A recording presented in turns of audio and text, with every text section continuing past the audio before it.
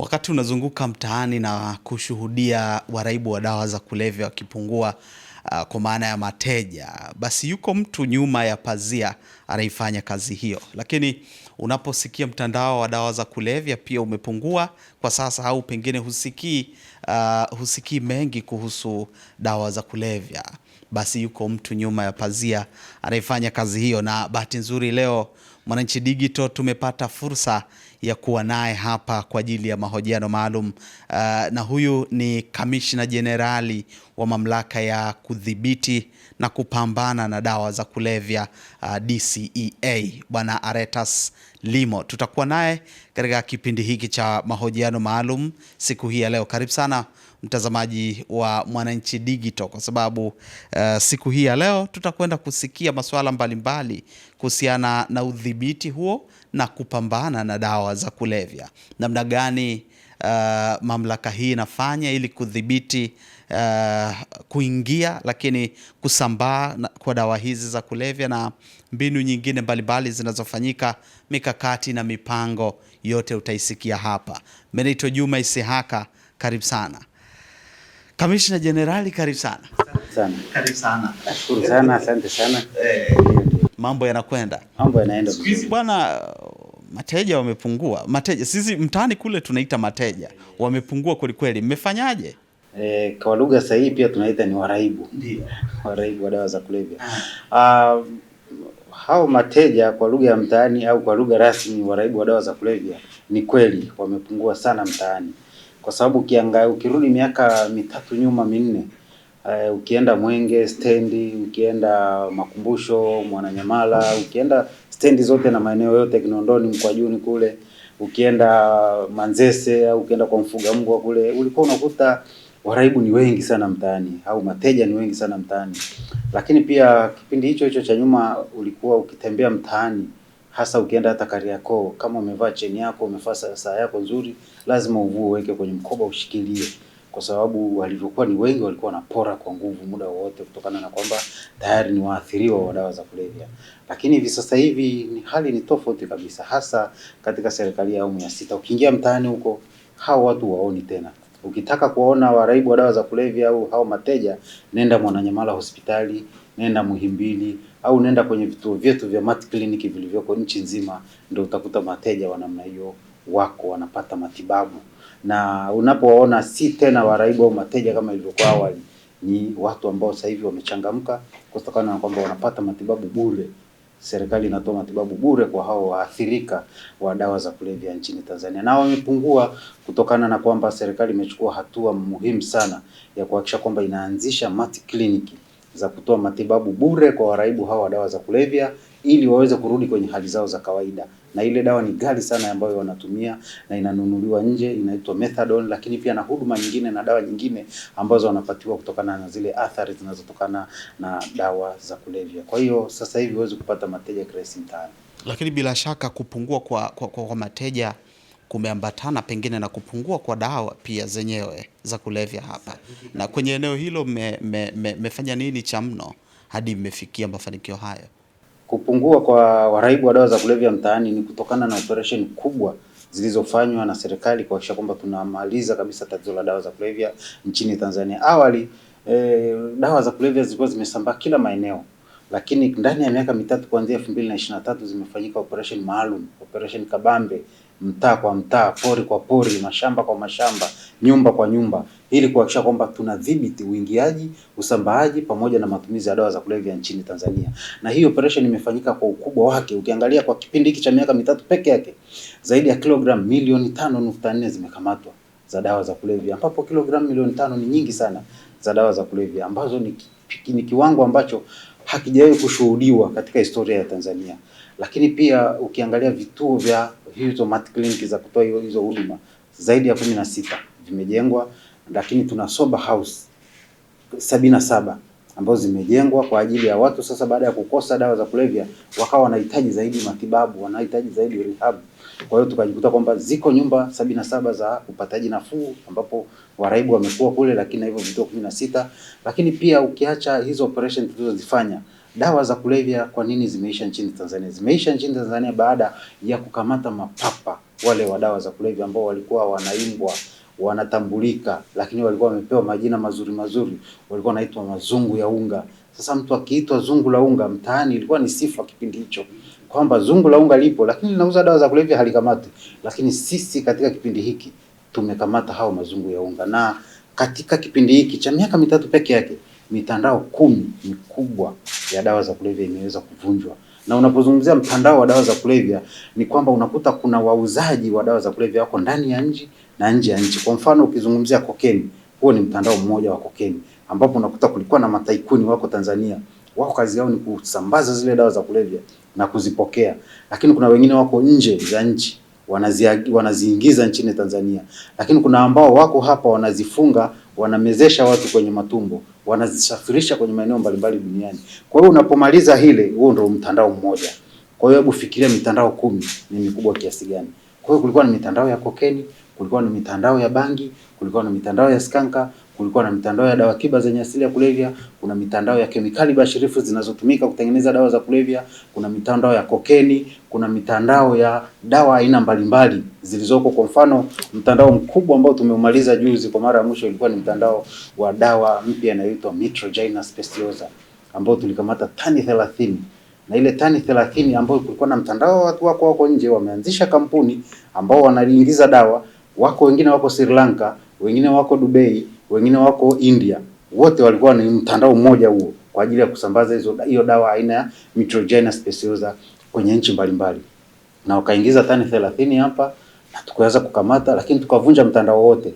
Na tunasema tumeuvunja kwa sababu tumekamata pia hata wale waliokuwa wanatengeneza nje ya nchi, raia wa Sri Lanka na wengine wote ambao sasa ule mtandao ndio unasema sasa mtandao tumeuvunja. Lakini ukikamata tu walioko Tanzania lakini wa nje hujaweza kuwadhibiti, bado hujauvunja. Kwa mfano mtandao wa heroin tumekamata wa Nigeria ambao ndio walikuwa na mtandao mkubwa kwenye nchi mbalimbali wanasambaza, na wa Tanzania na wote tumewakamata. Wale wa Nigeria tumekamata, wa Tanzania na tumekamata watu wao wote ambao walikuwa wanasambaza zile dawa, wamejaa gerezani. Ukienda kwenye mahakama ya mafisadi zaidi ya 80% ni kesi za hao mapapa wa dawa za kulevya, kwa sababu watu wengi wanauliza hao mapapa wako wapi, mbona hatuwaoni? Ukitaka kujua mapapa wa dawa za kulevya, nenda kwenye mahakama za mafisadi, kwa sababu wale wote ni kesi kubwa. Kwa hiyo kesi zao ni za uhujumu uchumi. Kwa hiyo hawa kesi zao ziendeshwe kwenye hizo mahakama za kawaida, wao ni kwenye mahakama maalum, mahakama ya mafisadi. Lakini kamishna, hapo inakuwaje? Kwa sababu mtandao kama ulivyoeleza unahusisha watu kutoka pengine ndani hapa, lakini wako wa nje ya nchi. Nyinyi kwa taratibu za kisheria mna ruhusa ya kisheria kwenda kukamata mtu wa taifa lingine aliyeko taifa lingine huko ambaye ni mtandao wa dawa za kulevya unaoingia hadi nchini? Tuna ushirikiano na nchi mbalimbali.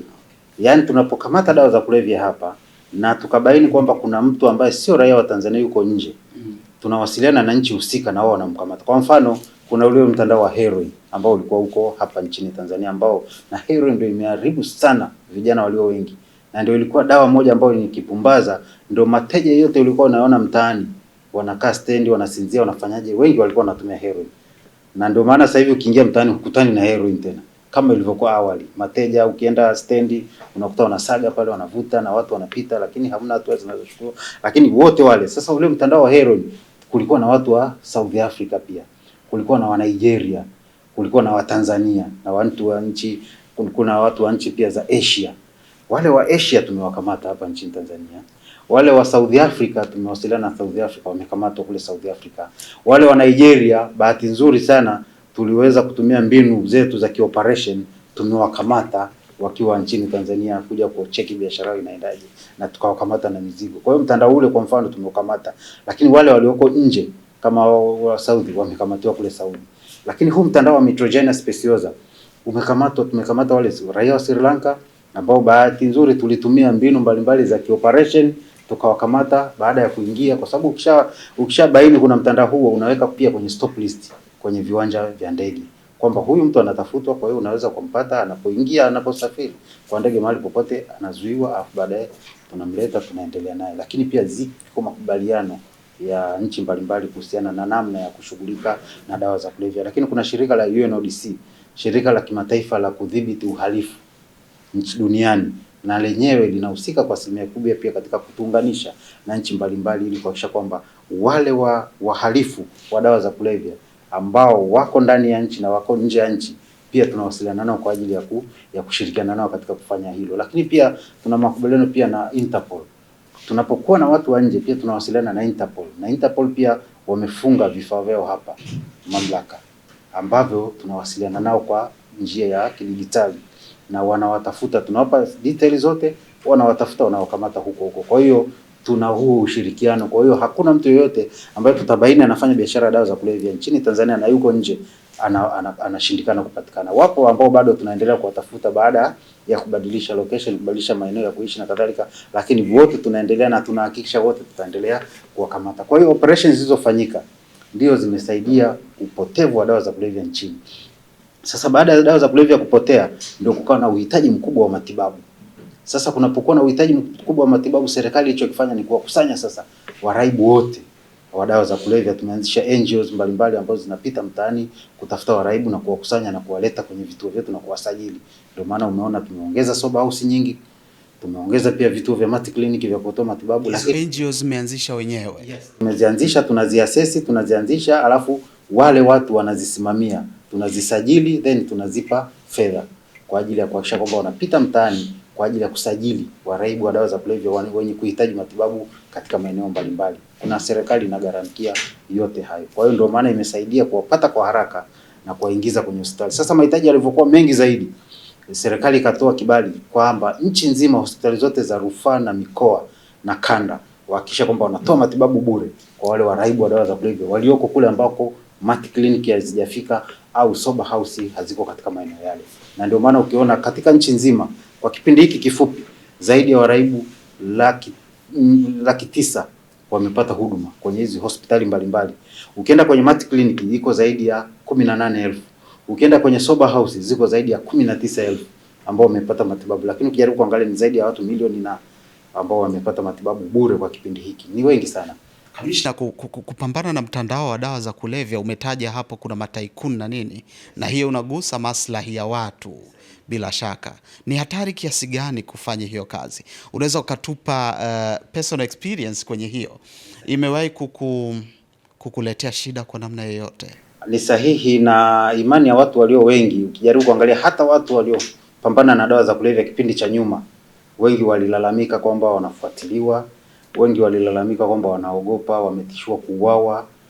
Nadhani kuna kiongozi mmoja pia alisema ametafutwa na drone mpaka imeenda nyumbani kwake kwamba inataka imlipue, akaomba mpaka awekewe ulinzi.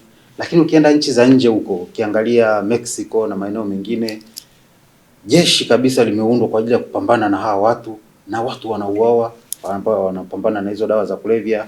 Kama mwaka jana tulienda kwenye kikao kimoja Marekani kule, tukakuta Mexico kule, mamlaka ya kule, askari 8 wameuawa na wale mataikuni wa dawa za kulevya. Lakini nchini Tanzania pia wapo hao watu ambao ni wafanyabiashara wakubwa wa dawa za kulevya, na wengi tumewakamata na matishio yapo. Lakini sisi mamlaka tumejipanga, lakini tuna mafunzo, lakini pia tumejitoa kuhakikisha kwamba tunailinda nchi yetu. Katika kuilinda nchi, ukiangalia nchi nyingi wakati zinapata uhuru, kuna watu walijitoa kwa maisha yao kuhakikisha kwamba wanalinda nchi ili iweze kupata uhuru, nchi ili iweze kujitawala. Kuna watu walijitoa, na sisi mamlaka tumejitoa bila uoga wowote, na matisho yanakuja, watu wanatishia, unaweza kutumiwa message hapo ile simu ukitafuta hata kwenye mtandao haipo. Ina maana mtu ananunua laini mpya kama itifaki zinaruhusu. Mtu ananunua laini mpya, ananunua simu mpya, anakutumia message ya kitisho, na hapo hapo ile simu anaichoma, wala huwezi kuipata tena. Hata ukitafuta popote huwezi kupata huyo mtu. Anakutishia, anakuambia kwamba hili jambo usipoliacha labda mwezi fulani ufiki, tutakuwa tumekuua. Au mtu anakuambia kwamba hakikisha kwamba hili jambo unaachana nalo na kadhalika na vitu kama hivyo. Lakini sisi ni wazalendo, na hata vijana wote walioko hapa ambao ni watumishi wa mamlaka tuliwaambia hakuna kuogopa. Sisi tunafanya kazi ya Mungu. Hii kazi tunayoifanya ni ibada, ni kazi ya Mungu, ni kazi ya kuokoa roho za watu, lakini ni kazi ya kuokoa taifa, kwa sababu dawa za kulevya zinazokithiri katika nchi yoyote duniani zinaathiri uchumi, zinaathiri usalama, zinaathiri afya, zinaathiri usalama ustawi wa taifa, lakini zinaathiri kila kitu, kwa sababu wale watumiaji wa dawa za kulevya wanavyokithiri kwa asilimia kubwa, inaathiri kila aina, kila sekta ya maisha ya binadamu. Hata maendeleo ya nchi haiwezi kupatikana kama kuna matumizi makubwa ya dawa za kulevya. Kwa hiyo sisi tumekubaliana kwamba hatutafanya kazi bila uoga wowote. Tutahakikisha kwamba tunalilinda hili taifa dhidi ya dawa za kulevya, kwa sababu ukishaondoa dawa za kulevya hali ya usalama inarudi, lakini hata uchumi unakuwa. Ukienda kwenye nchi ambazo zimeathiriwa kwa asilimia kubwa na dawa za kulevya, hali katika maeneo ni mbaya. Kuna nchi moja tulienda tukakuta kwamba ukiwa raia tu na ukiwa nje ya nchi unajikuta kwamba ukiwa na elimu yoyote katika ile eneo unapata kazi na unapata uraia hapo hapo, kwa sababu vijana kule wameisha, wote wamekuwa waraibu wa dawa za kulevya, hakuna watu wa kuajiri. Kwa hiyo na sisi kama bila kupambana hizi nchi zetu za Afrika, bila kupambana na kuhakikisha kwamba tunaondoa dawa za kulevya katika nchi zetu, hatuwezi kuendelea. Mwisho wa siku tutakuta hatuna vijana, mwisho wa siku tutahitaji vijana kwenye majeshi tutakosa, tunahitaji kwenye sekta mbalimbali tutakosa, au tunahitaji katika maeneo mbalimbali tutakosa. Kwa hiyo lazima tuhakikishe kwamba tunalinda hichi kizazi, tunapambana na dawa za kulevya ili kuokoa vijana wasiathiriwe kwa asilimia kubwa, lakini tulinde rasilimali za nchi yetu, kwa sababu taifa lolote bila vijana haliwezi kukua. Maana vijana ndio wanaorithishwa kuendelea taifa, ndio wanaoleta uchumi wa nchi. Kwa hiyo sisi kama mamlaka ya kudhibiti na kupambana na dawa za kulevya tumejitoa kuhakikisha kwamba tunapambana na dawa za kulevya bila woga, bila kujali vitisho na kadhalika. Na ndio maana umeona tumefanya hii kazi yote. Mataikuni wote wako gerezani, lakini hakuna afisa hata mmoja aliyedhuriwa kwa namna yoyote, kwa sababu tunaamini tuna mbinu mbalimbali za kufanya hizi kazi, lakini uzalendo na Mungu anaweka mkono wake, anatulinda kuhakikisha kwamba hakuna anaweza akatudhuru kirahisi. Hilo ndio lilikuwa swali linalofuata.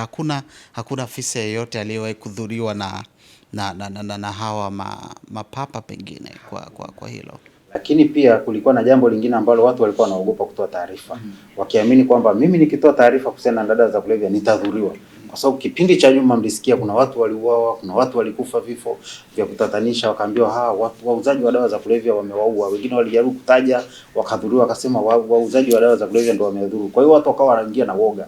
Sasa sisi tulichokifanya ni kurudisha imani ya Watanzania kwamba ukitoa taarifa ya dawa za kulevya, sisi kwanza tunakulinda. Kwanza tunahakikisha hakuna yoyote atakayejua kwamba taarifa umetoa wewe, lakini tunahakikisha kwamba tunakulinda kuhakikisha kwamba hautadhuriwa kwa namna yoyote na mtu yoyote. Na ndio maana umeona kwamba hizi taarifa zote tulizozipata, hizi kilo zaidi ya milioni 5.4 tulizokamata, ni watu wametoa taarifa.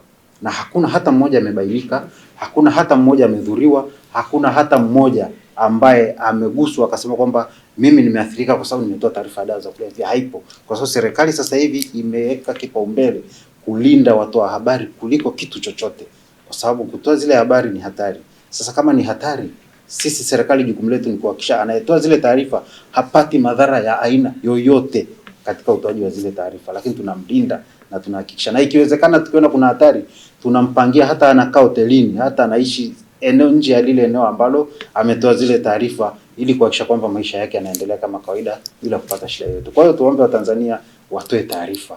Serikali iko macho na inahakikisha kwamba inawalinda. Hakuna mtu yeyote atakayewadhuru, hawatapata usumbufu wote wala madhara yoyote kwa kutoa taarifa dhidi ya dawa za kulevya, ili tuokoe taifa letu na Tanzania iwe ya mfano duniani kwa kuwa nchi ya kwanza kumaliza tatizo la dawa za kulevya nchini. Kwa sababu hizi dawa za kulevya zinatesa sana nchi, hasa nchi za Afrika.